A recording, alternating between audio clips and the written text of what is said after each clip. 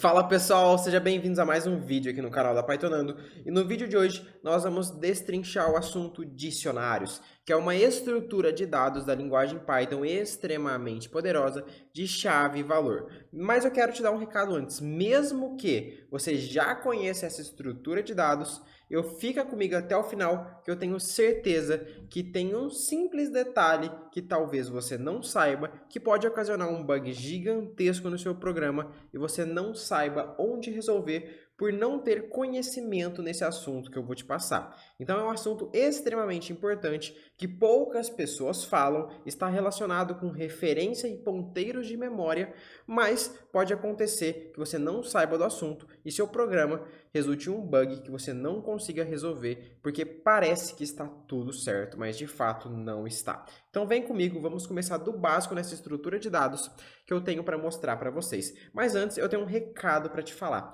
Durante o dia 4 a 10 de abril vai acontecer a PyStack Week 3.0, que é um evento 100% online e 100% gratuito, onde nós vamos desenvolver juntos uma aplicação utilizando a linguagem Python e o framework Django. Será uma aplicação para conectar empresas a profissionais freelancers e você pode utilizar essa aplicação no seu portfólio para acelerar sua jornada rumo à primeira vaga como programador Python. Então não se esquece, para você se inscrever no evento é muito simples, basta ir no primeiro link da descrição, clicar lá, colocar seu nome, e-mail e clicar no botão inscreva-se, e depois disso basta entrar em nosso grupo fechado do WhatsApp, que será meu principal meio de comunicação com vocês. Então vai lá, se inscreve na PyStack Week 3.0, que eu tenho certeza que vai ser um diferencial na sua carreira como programador. Agora vamos voltar aqui para o vídeo.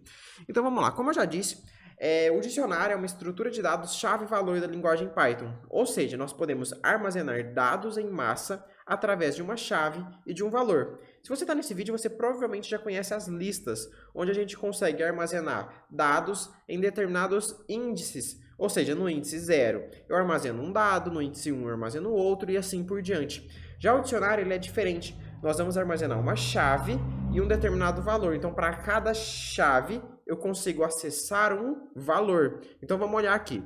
Então eu vou criar uma variável qualquer chamada dício. Vamos lá.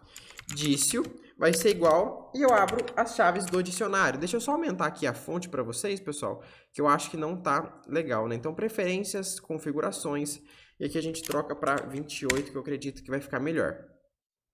Beleza, perfeito, agora sim. Então aqui, o que representa o dicionário são essas chaves. Eu poderia abrir com dict também, mas por padrão a gente abre dessa forma que é mais simples, certo? E agora, como eu falei que é um dicionário chave-valor, as chaves e os valores são separados por dois pontos. Então, do lado esquerdo do dois pontos vai ser a chave e do lado direito vai ser o valor. Então vamos colocar aqui, por exemplo, eu quero criar uma chave chamada nome. Então aqui, em vez de chamar disso, eu vou chamar de pessoa. Pessoa. Então aqui eu tenho o nome da pessoa, dois pontos, e aqui eu coloco de fato o nome da pessoa, Caio Sampaio. Então aqui na chave nome eu estou armazenando o valor Caio Sampaio. E o dicionário, por padrão, ele implementa para a gente o método mágico dunderGetItem. Esse daqui, ó, dunderGetItem. Dunder. Se você não sabe o que é esse método mágico, vai lá aqui no canal. O vídeo eu acho que se chama Faça Mágica com Python, que eu explico sobre isso. Isso nos permite fazer o seguinte. Eu poderia vir aqui dar um print e acessar a pessoa na posição. E agora dentro da posição, quando é uma lista, eu não passo o valor do índice, 0, 1, 2 e assim por diante. Eu passo a chave que eu criei. Então eu criei a chave nome. Então agora quando eu rodo Python 3 app.py, ele me mostra Caio Sampaio. Eu consigo acessar através das chaves os valores do meu dicionário. Se eu tento colocar uma chave aqui que não existe, ele vai me dar uma exceção chamada key error. Ou seja, não existe essa chave. Ou seja, um erro de chave. Não existe a chave idade. Então nós sempre temos que estar atentos a essa ocasião. E é exatamente para isso que existe o .get. .get. O .get ele faz algo muito parecido. Se eu digitar aqui nome, olha só o que ele traz para a gente. Caio Sampaio. Se eu trazer aqui uma chave que não existe, idade, o que será que vai acontecer? ele me traz known. Então, a diferença de eu acessar dessa forma, utilizando pessoa.get e o pessoa abre colchetes e o nome da chave, é que, da forma antiga que eu te mostrei, pessoa, aqui na chave, idade, nesse caso aqui, se você colocar uma chave que não existe, ele vai te trazer uma exceção chamada keyError, uma chave que não existe. Agora, o método get, ele traz por padrão um default. Aqui, ó, o key, que seria uma variável, uma setvar que o próprio Python já cria, né? Isso aqui é do próprio Python. Aqui, por aqui fica difícil de achar, cadê? A gente pode vir por aqui, né? Fazer assim mais fácil. Ó. Clica aqui. A gente tem aqui a chave por padrão e aqui um type var que o próprio Python já criou pra gente. Então, ele tem um valor por default. Então, se não existir a chave idade, o que vai acontecer? Ele vai me retornar known. Ele não vai me trazer a exceção. Então, eu poderia até fazer um if aqui. Se pessoa.get faça tal coisa. Ou seja, se existe essa chave aqui, se existe algum valor dentro dessa chave que não seja known, faça alguma coisa. Agora, da outra forma, ele vai me trazer uma exceção e não um valor known. Então, como no Python tudo é verdadeiro exceto known, ele me permite fazer um if aqui com isso, tá? E aqui dentro do pessoas, eu poderia colocar quantas chaves eu quisesse, quantas chaves e valores fosse do meu interesse. Eu só preciso separar isso através de uma vírgula. Então, coloquei chave e valor, ou seja, a chave está aqui, porque está antes dos 2 pontos, valor está aqui, depois dos 2 pontos. Se eu coloco uma vírgula, agora eu posso colocar uma outra chave. Então, por exemplo, idade. Coloco 2 pontos, então o que está antes dos 2 pontos, idade é a chave, o que está depois é o valor, que no caso é 21, certo, pessoal? Mas vamos lá, vamos deixar aqui e vamos para o próximo. O método dicionário, ele nos permite trazer o update. O update ele vai nos permitir atualizar o mesmo dicionário com novas informações. Então, eu poderia fazer assim, pessoa.update, eu vou falar que vou adicionar cidade, 2 pontos, Franca. Agora, quando eu printar pessoa, print pessoa, nós vamos perceber que o nosso dicionário vai ter o nome e a idade, que eu já pré-defini, mas ele vai ter também o cidade. Então, quando eu rodo o meu código, ele me traz nome, idade e a cidade. Ele incluiu o cidade dentro do meu dicionário. Agora que vem algo que as pessoas costumam se confundir. E se dentro desse meu dicionário de update, eu colocar uma chave que já existe, por exemplo, nome, 2 pontos, Marcos. O que você acha que pode acontecer nesse caso? Ele vai deixar Caio e Marcos, ele vai tirar o Caio e colocar Marcos, ele vai deixar o Caio, ele vai criar uma nova chave com nome.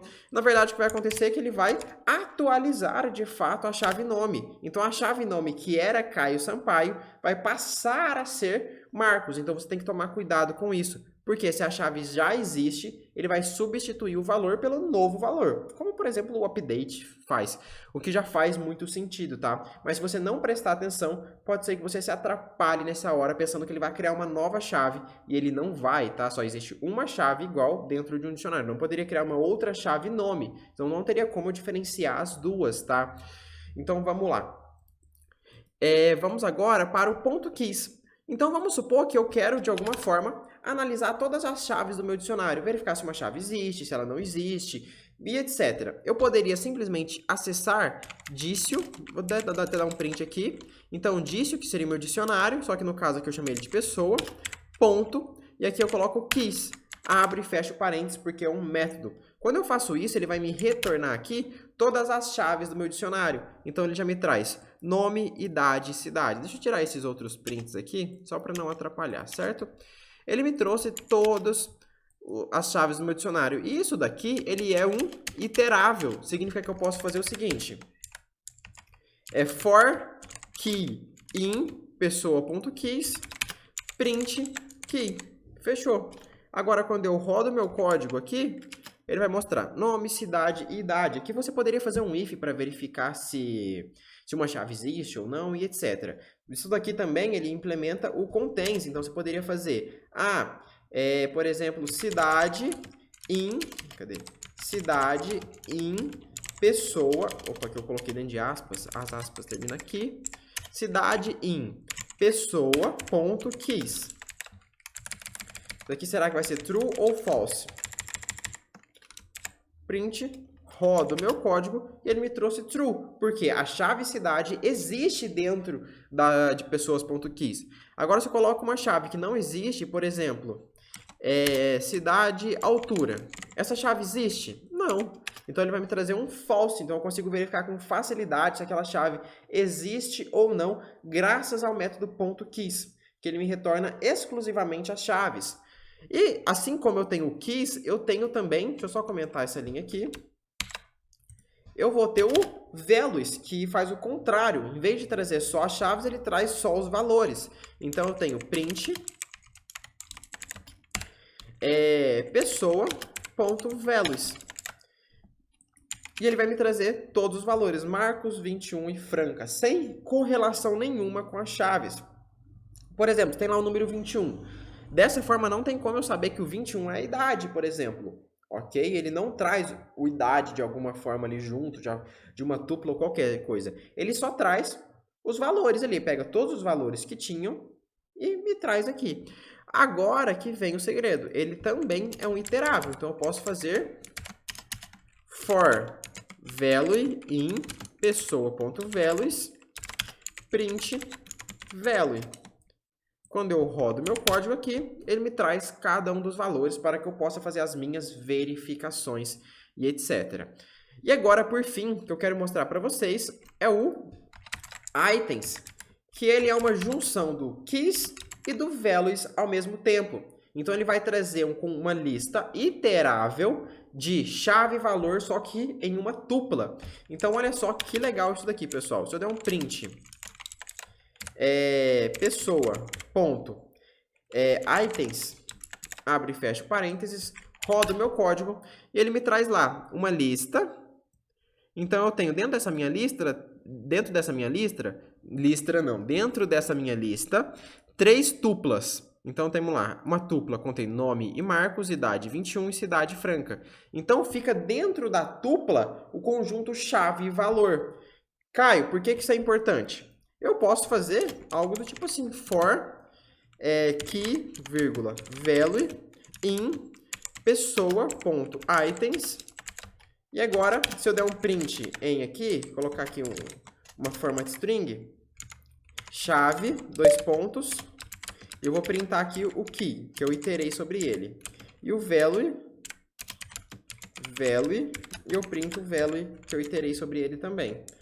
Eu consigo acessar em variáveis independentes dentro de um único for cada conjunto de chave e valor. Olha só que legal, quando eu faço isso, ele me trouxe lá chave nome, valor Marcos, chave idade, valor 21, chave idade, chave cidade, valor Franca. Então, ele me traz separadamente cada um desses itens, ok? E agora, pessoal, acho que é um dos pontos mais importantes da aula, que isso aqui causa muita dúvida em quem está começando a aprender Python e até programadores já experientes que nunca programaram em mais baixo nível, como, por exemplo, uma linguagem C. Não entende muito bem o que é ponteiros e etc. Então, normalmente... Opa, fiz aqui, mexi a tela um pouquinho sem querer. Vamos lá. Normalmente, uma variável comum, o que nós temos? Essa variável... ela é um ponteiro para um determinado endereço de memória. Então, por exemplo, se eu tenho lá, cria uma variável chamada nome é igual a Caio. A variável nome é um ponteiro para um determinado endereço de memória. Então, quando eu falo que nome é igual a Marcos, por exemplo, substituo Caio para Marcos, ele vai lá neste endereço de memória e substitui o valor.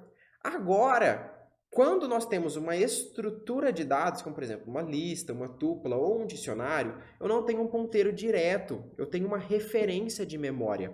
Isso acontece que quando eu faço, eu tenho lá uma estrutura de dados chamada pessoa. Eu falo que pessoa 1 é igual a pessoa. Eu estou copiando esse endereço de memória. Vamos ver aqui? Vamos lá entender mais ou menos como que funciona essa questão de endereço de memória. Imagina que minha memória RAM é uma lista. Opa, eu criei aqui várias cópias. Imagina a sua memória RAM, de forma bem brusca, como uma lista. E essa memória RAM, ela vai ter sempre posições. Então, aqui vai ter a posição lá, 0x, e essa posição sempre em hexadecimal, tá? 2F7, 2F, 55... Tá lá, beleza. Então, na posição 0x, 2F55, eu vou ter lá o valor armazenado Caio. Beleza. Aí, depois disso, eu vou ter uma outra posição na minha memória RAM, que ela vai ser indexada por 0x, 5, AF33.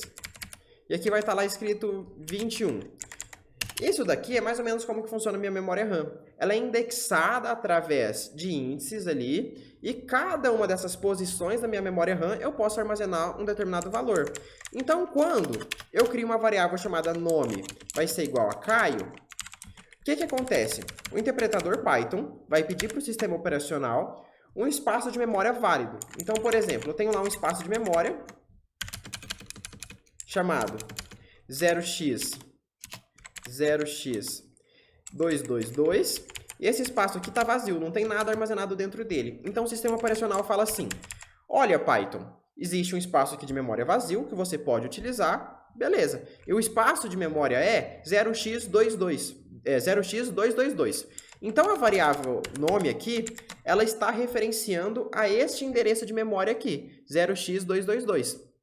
Então, quando eu faço nome é igual a Caio, o que eu estou fazendo? Eu estou falando que 0x222 é igual a Caio. Então, estou colocando o valor Caio dentro deste endereço de memória. Agora, quando eu faço, por exemplo, nome 2 é igual a nome, o que acontece? Eu estou falando que eu estou criando um novo endereço de memória.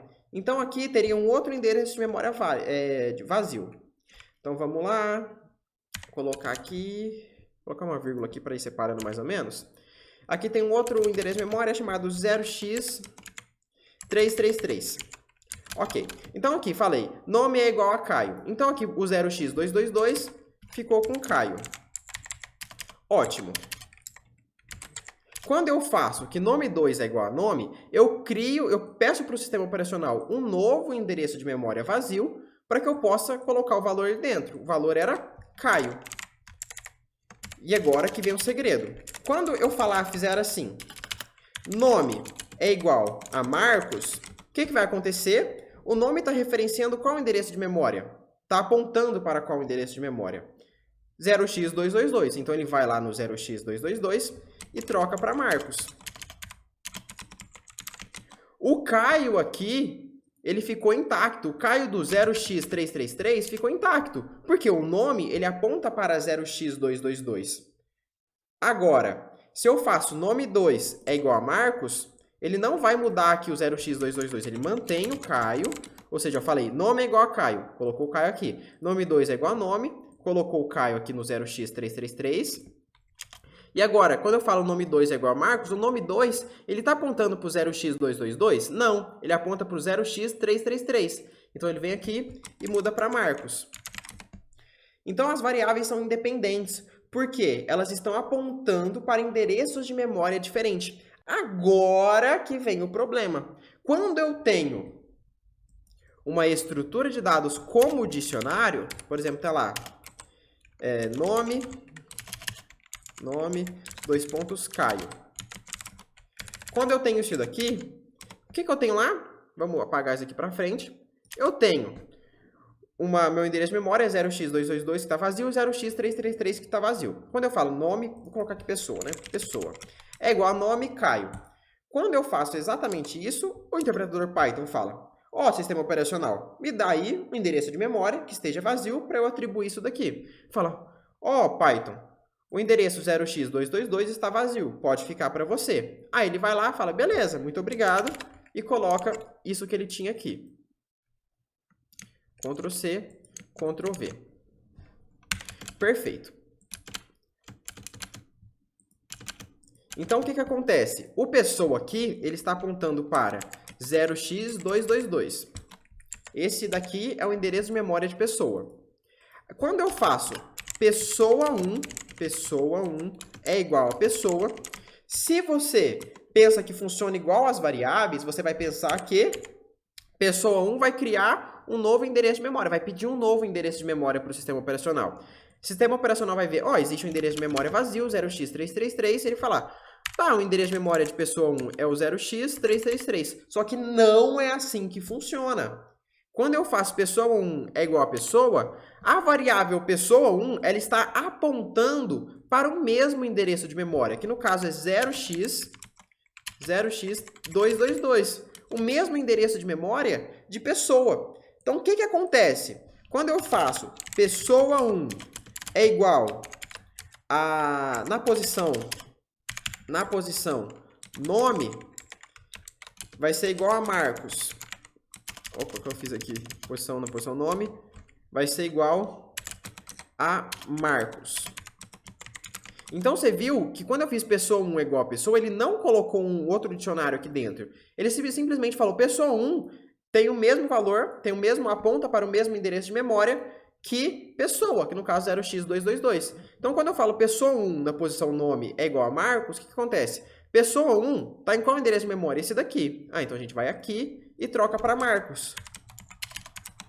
Então, nesse processo, o que aconteceu? O pessoa foi alterado também. Então, se eu desse um print em pessoa, ele vai dar problema. Deixa eu só mostrar para vocês aqui. Ele vai alterar o pessoa também. Vamos fazer aqui, ó. Agora vamos para a prática, né? Pessoa é igual... Aí eu tenho lá o dicionário. Nome, Caio. Pessoa 1 é igual a pessoa. Eu vou falar aqui. Pessoa 1 na posição nome vai ser igual a Marcos. Então, se você não conhece essa questão de referência e ponteiro de memória, você vai achar que pessoa vai ter o nome Caio e pessoa 1 vai ter o nome Marcos. Mas, na verdade, os dois vão ter o nome Marcos, porque eles estão apontando para o mesmo endereço de memória. Pessoa 1, print, pessoa. Então, roda o meu código, ele mostrou nome Marcos, nome Marcos. Então, Caio, se eu quiser criar um outro endereço de memória aqui, o que eu preciso fazer? Eu preciso fazer um ponto copy. Deixa eu só comentar aqui para eu dar a explicação ali em cima. Agora, vamos mudar aqui. Em vez de eu fazer pessoa 1 é igual a pessoa, eu faço pessoa 1 é igual a pessoa, ponto copy.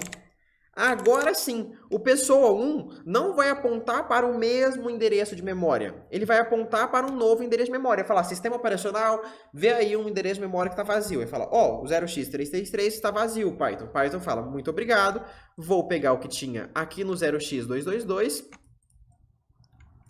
coloca aqui. Só que agora o pessoa 1, ele aponta para o 0x333. Quando eu falo pessoa 1 na posição nome é igual a Marcos, vamos voltar aqui para Caio, né? Que eu não fiz isso mais. Então, beleza. Fiz isso daqui, ele colocou aqui no 0x222 o nome Caio, criei uma nova cópia, ele colocou aqui Caio também. Caio. Agora, nessa linha daqui, que ele fala pessoa 1 na posição nome é igual a Marcos. Ele vai vir nos dois e mudar para Marcos? Não. O pessoa 1, ele aponta para qual endereço de memória? 0x333. Então, ele vem no 0x333 e muda para Marcos. Isso é, apenas o pessoa 1 está com o nome Marcos. O pessoa está com o nome Caio. Ah, eu sou o São Tomé, Caio. Quero que você me prove isso, me mostra. Vamos lá. Só vim aqui, tirar isso daqui. Vamos voltar. Em vez de utilizar pessoa, vou colocar pessoa.copy. Abre e fecha os parênteses. Roda o meu código. Ele mostrou. Pessoa 1 está com o nome Marcos, que foi o que eu alterei. E o pessoa está com o nome Caio, que foi o que eu mantive o mesmo, porque os dois apontam para endereços de memória diferentes. Ok, pessoal? Então, basicamente, era isso que eu tinha para falar na aula de hoje. Esse assunto do copy aqui eu acredito seja o mais importante, que algumas pessoas talvez não saibam sobre esse assunto, porque é um assunto que pode ocasionar alguns bugs que você só vai descobrir lá pra frente, porque você pensou que estava copiando uma variável que você não estava utilizando mais. Aí quando você vai ver se essa variável deu problema lá atrás, você não vai fazer a menor ideia de onde está o problema, porque você não tinha conhecimento sobre esse assunto de ponteiros e referências de memória. Ok? Então é isso. Eu agradeço a paciência e presença de todos vocês. Não se esqueçam de se inscrever na PAIS Tech Week 3.0 para você acelerar sua jornada rumo à primeira vaga como programador Python. Eu agradeço a paciência e presença de todos vocês novamente e até a próxima.